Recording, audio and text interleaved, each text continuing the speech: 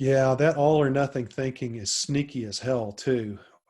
We can be doing it so easily without even realizing it. Yeah, and it is an integral component of this kind of toxic negativity loop that you're talking about. There's a growing body of research about that, about how that kind of negativity loop actually rewires our brains. Yeah, yeah, yeah. It has a lot to do with the frontal lobe and decision making. Yeah. And our perceptions of the world around us.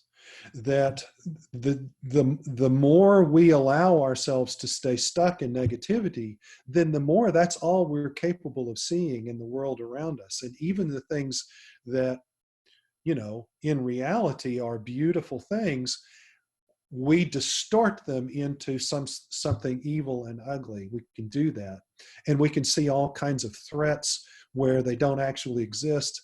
And we get into another thing that happens with that all or nothing thinking here is that the toxic negativity then leads us to project that out in ways where we start to kind of identify um, kind of scapegoat groups out Yeah, there.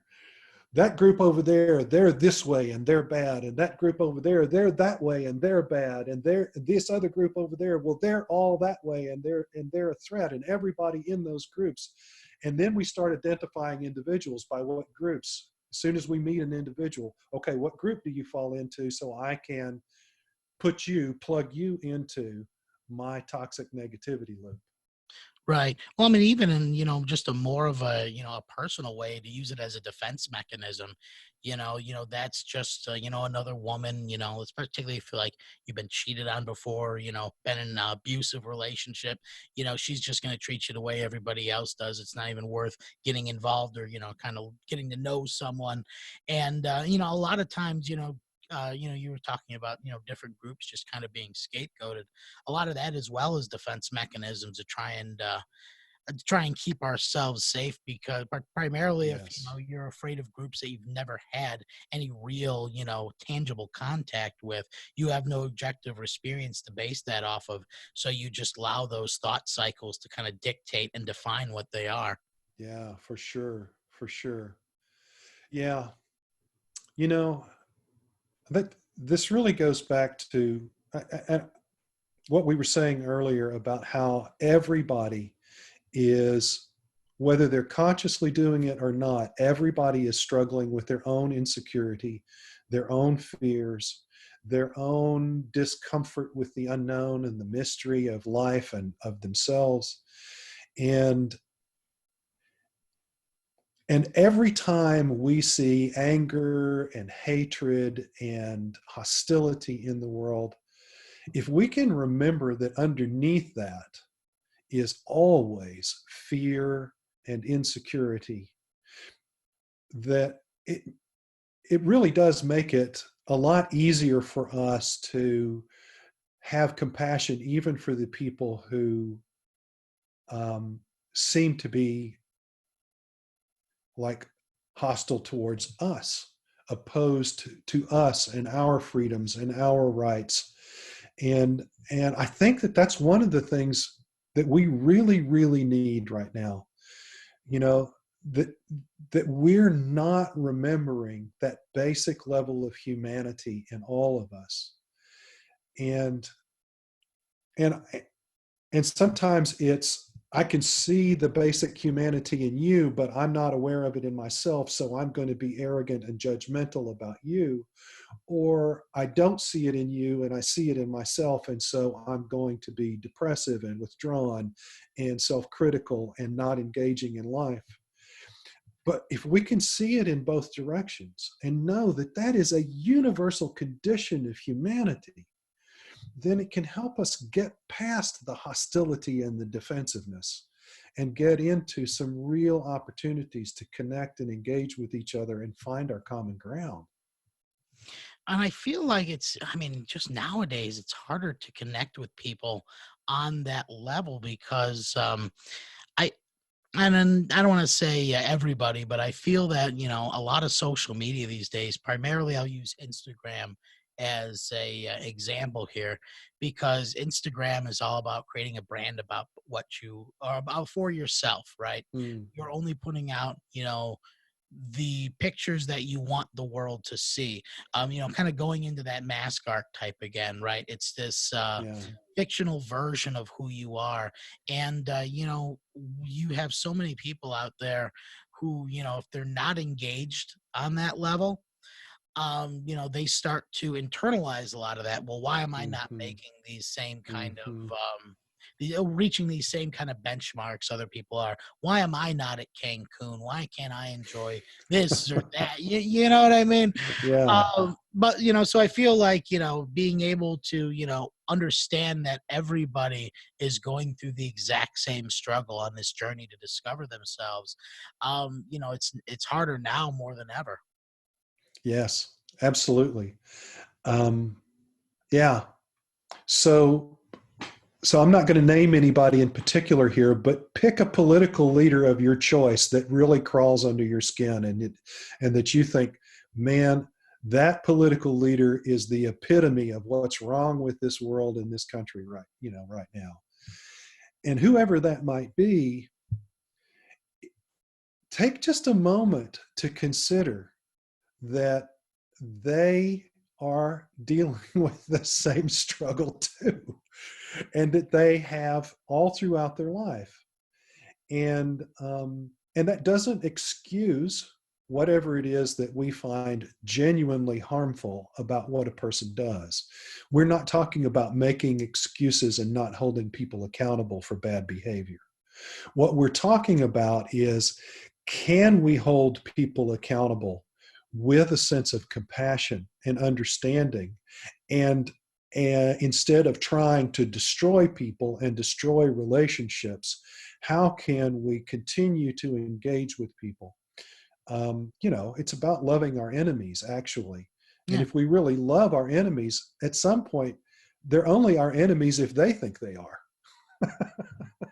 Yeah, and I mean the other thing is that even if it's a person that you downright detest and everything they believe in, just makes your stomach turn, they are the hero of their own perception of their life, right? They feel that Oh, what they're yes. doing is right and is noble, even if it makes your skin crawl. And you have I don't know, you have to find that common morality, right? That common value that you can kind of anchor onto that person with, so you can find that middle ground. Because once you find one common value, then you'll start to work with that person, and you'll find more things that you have in common with them than you thought you were. And then Mhm. suddenly they're no longer a symbol of the opposition. Right. They are just someone who's working through the same kind of insecurities you are. I mean, I'll just put my opinion out there again. Of course, when you said that, the first thing that I thought of was Donald Trump. First person Mm. makes my skin crawl. And anybody who knows me or listens to this show, that's not a surprise.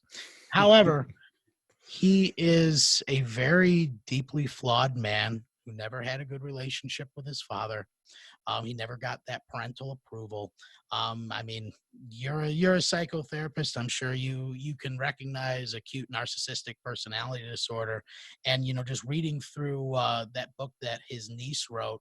I mean, you just just take a step back and look at the family conditions that he was living in, and you look at the type of a power structure and type of triangles and that were within that family, to try and suppress someone's individuality from breaking away from that kind of stern system. And you find a lot of the humanity in what he has done, and you find that kind of sense of compassion. Even if you don't approve, it's all about finding Right. that compassion and that understanding, because you understand more about yourself. Yes, that's absolutely right. That's absolutely right. Yeah. If and so yeah, there's another practice here, and that is, we've talked about defense mechanisms, and one of the most common defense mechanisms, and also one of the easiest to begin to catch on to, is projection. Yeah. And projection is that defense mechanism where we're in denial of something about ourselves that if we were really fully conscious of it, we wouldn't like it, right? It just wouldn't be something we would approve of, or it would be something that we would feel like it's not okay for us to have that quality or something.